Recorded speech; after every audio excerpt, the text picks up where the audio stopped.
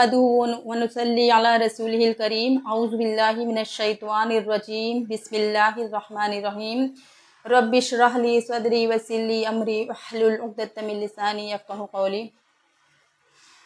अल्लाह के रास्ते में निकाल कर 6 सिफ़तों पर मेहनत कराई जाती है।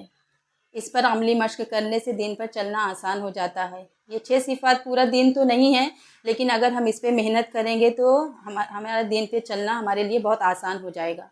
पहली सिफ़त है ईमान, दूसरी सिफ़त है नमाज, तीसरी सिफ़त है इल्म और ज़िक्र, चौथी सिफ़त है इकराम मुस्लिम, पाँचवीं सिफ़त है इखलास नियत, छठी सिफ़त है दावत व तबलीग और परहेज़ के तौर पर लायानी से बचना, यानी फजूल बातों फजूल कामों से बचना। इन 6 सिफ़ात की दावत हमें 5 लाइन से देनी है। नंबर 1, हर वक्त देना है, हर जगह देना है, हर हाल में देना है, हर एक को देना है, हर अमल से देना है।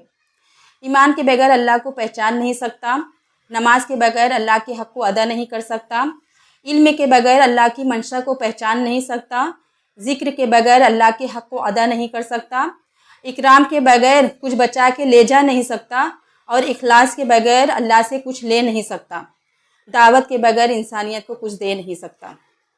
पहली सिफ़त है ईमान। ईमान से ये चाहा जाता है कि हमारे दिलों का यकीन सही हो जाए।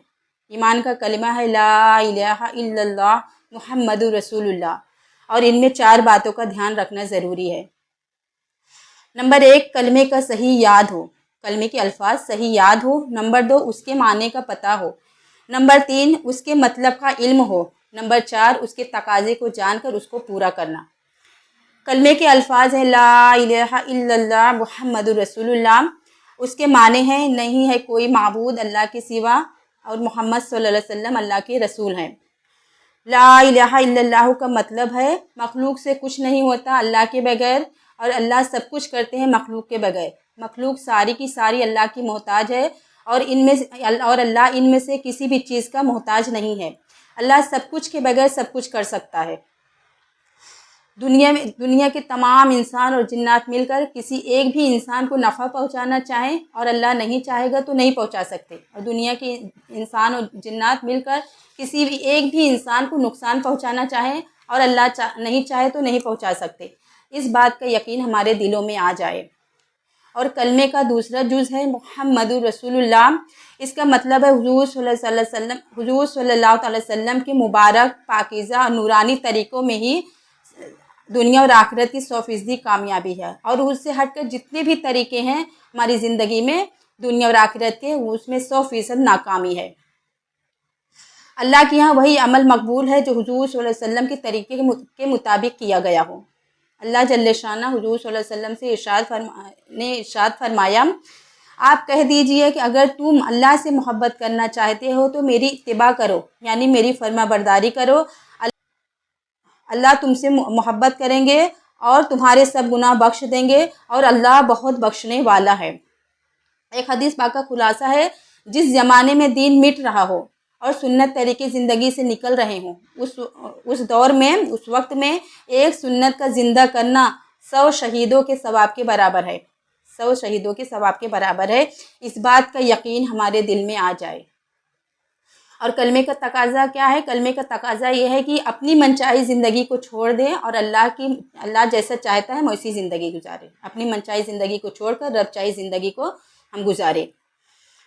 और इसे हासिल करने का तरीका क्या है? इसे हासिल करने का तरीका यह है कि ईमान की सिफ़त को हमारी ज़िंदगी में लाने के लिए हमको 3 लाइन की मेहनत करनी पड़ेगी। पहला काम, उम्मत में चल फिर कर ईमान की दावत दी जाए, खूब ईमान की दावत दी जाए उम्मत में चल फिर कर।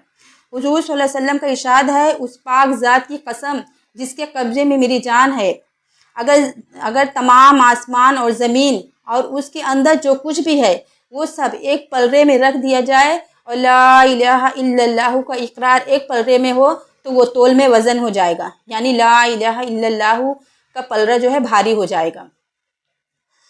सही हदीस में वारिद है, क़यामत उस वक्त तक कायम नहीं हो सकती जब तक ला इलाहा इल्लल्लाह कहने वाला कोई भी ज़मीन पर हो। दूसरी हदीस में आया है कि जब तक कोई भी अल्लाह अल्लाह कहने वाला रुए ज़मीन पर है क़यामत नहीं आएगी। हज़रत ज़ैद बिन अरकम रज़ियल्लाहु ताला अन्हु हुज़ूर सल्लल्लाहु अलैहि वसल्लम से नकल करते हैं कि जो शख्स اخلاص کے ساتھ لا الہ الا اللہ کہے وہ جنت میں داخل ہوگا۔ کسی نے پوچھا کہ کلمے کی اخلاص کی علامت کیا ہے؟ حضور صلی اللہ علیہ وسلم نے فرمایا حرام کاموں سے روک دے۔ اور دوسرا کام ہے عملی مشق کرنا، یعنی جب بھی مخلوق سے کچھ ہوتا ہوا نظر آئے تو اس کو نفی کرے، اپنے دل کو سمجھائے کہ کرنے دھرنے والی ذات صرف اللہ کی ہے۔